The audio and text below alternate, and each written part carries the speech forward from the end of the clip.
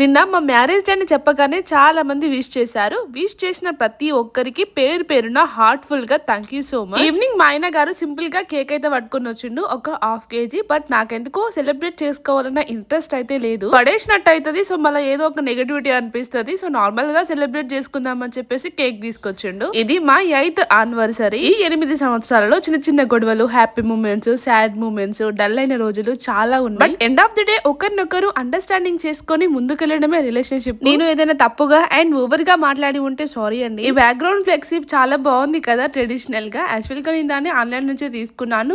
200 above దాకా పడింది cost.